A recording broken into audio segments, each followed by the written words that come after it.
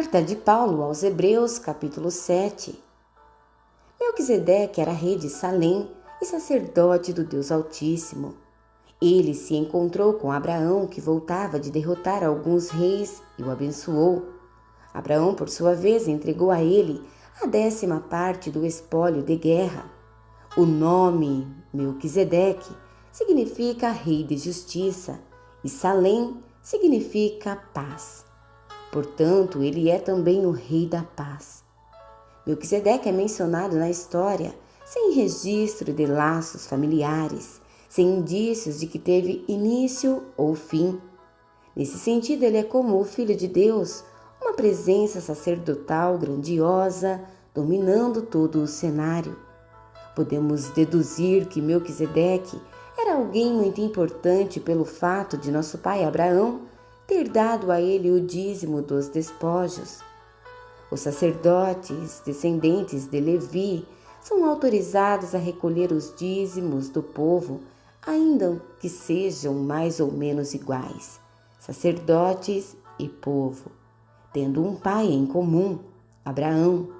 Mas esse homem, um estrangeiro, recebeu dízimos de Abraão e abençoou aquele que havia recebido as promessas de Deus. Em atos de bênção, o menor é abençoado pelo maior. Vejamos o caso por outro ângulo. Entregamos nosso dízimo a sacerdotes que morrem, mas Abraão deu o dízimo a um sacerdote que, de acordo com as Escrituras, vive. Vocês podem até argumentar que, sendo Levi descendente de Abraão e tendo Abraão dado o dízimo a Melquisedeque, quando damos os dízimos à tribo sacerdotal de Levi, eles terminam em Melquisedeque. Se o sacerdócio de Levi e Arão, que deu a estrutura para a entrega da lei, pudesse tornar as pessoas perfeitas, não haveria necessidade de um novo sacerdócio como o de Melquisedeque. Mas, como esse sacerdócio não conseguiu cumprir seu objetivo, houve uma mudança de sacerdócio. Com ele veio uma nova lei que instituía mudanças radicais. Não há meio de entender essas mudanças nos termos do antigo sacerdócio levítico. É por esse motivo que não há nada na árvore genealógica de Jesus que possa conectá-lo à linhagem sacerdotal de Levi. Mas o episódio de Melquisedeque traz uma analogia perfeita. Jesus, sacerdote como Melquisedeque, não por ascendência genealógica, mas pela absoluta força da vida ressurreta.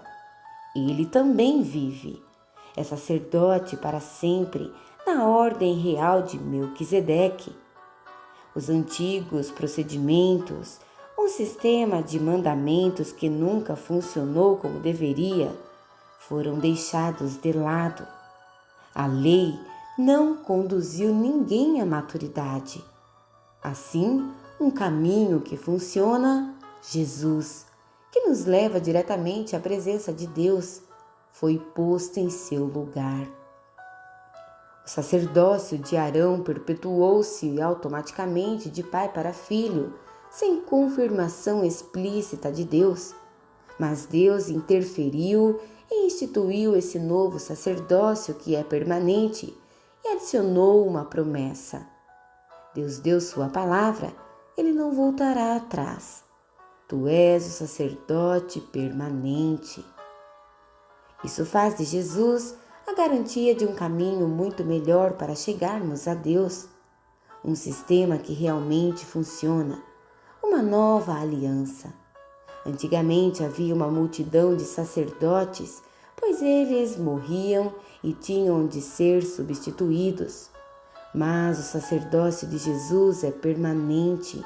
Ele está em seu posto agora e estará até a eternidade para salvar todos os que se dirigem a Deus por meio dele e o tempo todo trabalha para defendê-los. Portanto, agora temos um sacerdote principal que se adapta perfeitamente às nossas necessidades, totalmente santo, sem o comprometimento do pecado e com autoridade que se estende até a presença de Deus nos céus. Diferentemente dos outros principais sacerdotes, ele não precisa oferecer sacrifícios diários pelos próprios pecados antes de nos atender. Ele mesmo se ofereceu como sacrifício e esse sacrifício é definitivo. A lei indicava como sacerdotes principais homens que não conseguiam cumprir seu ofício com perfeição, mas a ordem que resultou da intervenção de Deus designou o Filho, que é absoluta e eternamente perfeito. Hebreus capítulo 8. Em essência, temos um sacerdote principal que com autoridade na presença de Deus conduz o culto no santuário verdadeiro, construído por Deus. A tarefa do sacerdote principal é oferecer dádivas e sacrifícios. Nesse ponto, não é diferente do sacerdócio de Jesus. Se ele estivesse limitado à terra, não poderia ser sacerdote.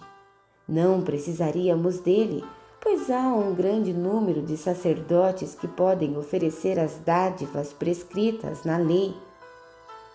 Esses sacerdotes, na verdade, apenas representam o que acontece no verdadeiro santuário do céu. Moisés teve um vislumbre dele na época em que estava para edificar o santuário no tabernáculo. Foi quando Deus disse: siga exatamente o que você viu na montanha. Mas a obra sacerdotal de Jesus ultrapassa em muito a dos outros sacerdotes, pois ele faz parte de uma aliança muito superior. Se a primeira aliança tivesse funcionado, a segunda não seria necessária. Mas sabemos que a antiga aliança deixou a desejar, pois Deus disse: levantem a cabeça, está chegando o dia em que vou estabelecer uma nova aliança com Israel e Judá. Vou deixar de lado a antiga aliança que estabeleci com os antepassados deles, quando os conduzi pela mão na saída do Egito. Eles não cumpriram a parte deles no acordo, por isso os deixei de lado. Mas a nova aliança que estou fazendo com Israel não será escrita no papel, não será esculpida em pedra. Desta vez vou escrever a aliança neles mesmos, vou gravá-la no coração deles. Vou ser o Deus deles e eles serão meu povo. Não precisarão ir à escola para aprender de mim, nem comprar um livro do tipo Conheça Deus em 5 lições. Eles vão me conhecer em primeira mão, o pequeno e o grande, o comum e o importante. Eles vão me conhecer por terem sido carinhosamente perdoados, por terem sua ficha de pecados apagada e limpa para sempre. Quando a nova aliança entre Deus e seu povo passou a vigorar, a antiga foi para a gaveta e lá ficará acumulando poeira.